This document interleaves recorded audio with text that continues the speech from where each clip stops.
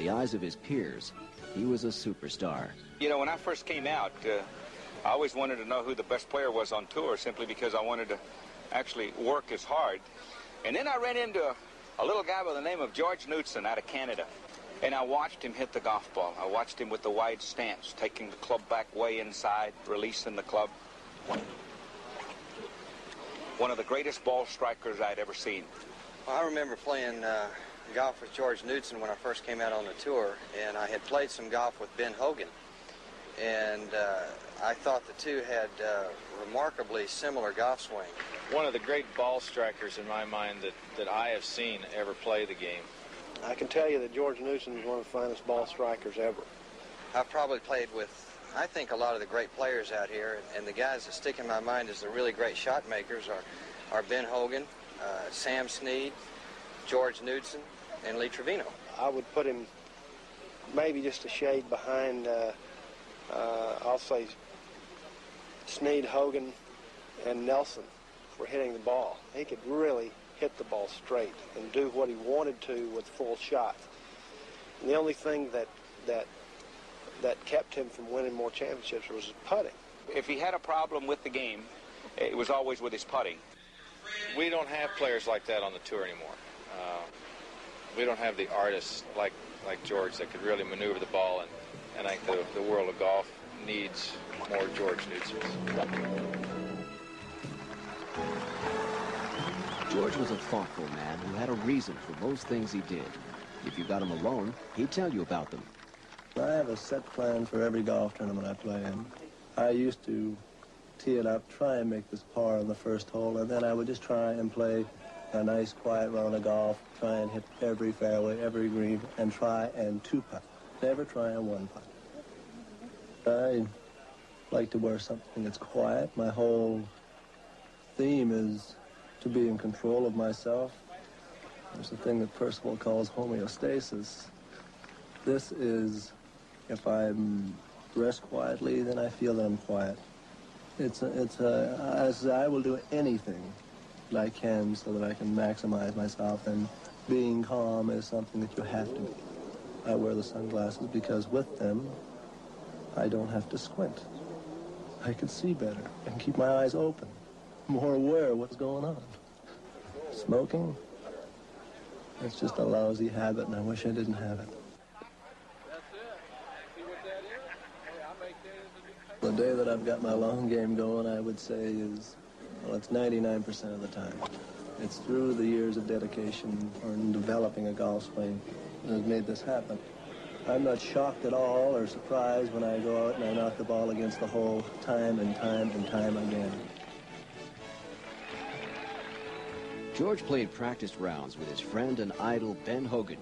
The two of them shared a deep disdain for putting, as well as a sense of humor about their mutual ineptness. Ben Hogan said to me, he said, George, he said, I don't mind you trying and copy my swing, but leave my putting alone. A 20-year PGA Tour veteran has to be able to putt sometimes, but George was often really lousy.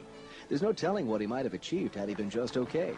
George started winning titles as a teenager in Winnipeg. Even then, as a skinny adolescent, he thought about what he wanted out of life.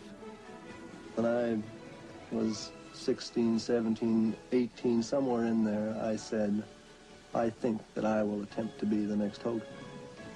As the years went on, I realized I was no Hogan either. But I would like to be close to that and be myself at the same time.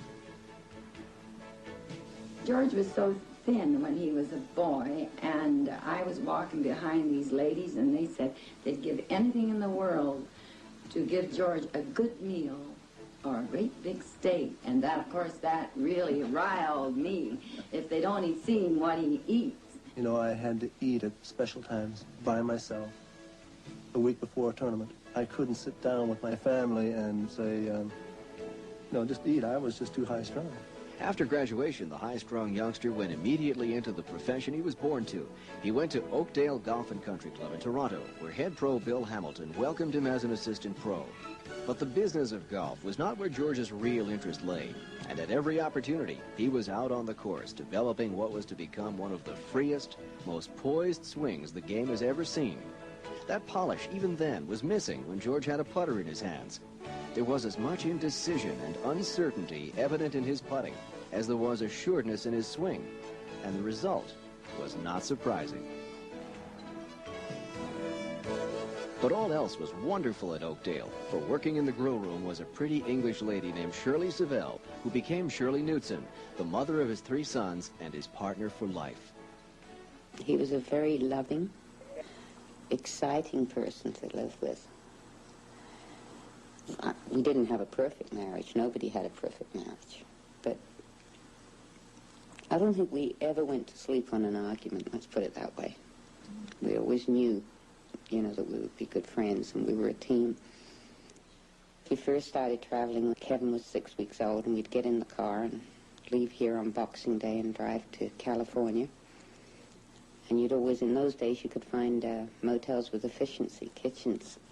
And there would be a group of us that would be in that, those that had children. And then you'd travel down through to Arizona, and then across to Texas, down to Florida, and then back up here in the spring. So basically, I guess we were gone 3 months or 4 months. And it was a good life. I mean, it was one way we could be a family. My wife, Shirley, is probably the only girl in the world that I could live with. She has a wonderful knack of not being too interested in golf. I've kept her as unknowledgeable of my profession as I can. I knew nothing about golf, because that was at the beginning of his career, and of course it grew and grew. George won all the major Canadian events and soon graduated to the PGA Tour stateside, where he immediately established himself as a winner. In 1968, he came storming out of the Canadian winter into the Arizona sunshine and captured first the Phoenix Open by 3 shots over Julius Boros.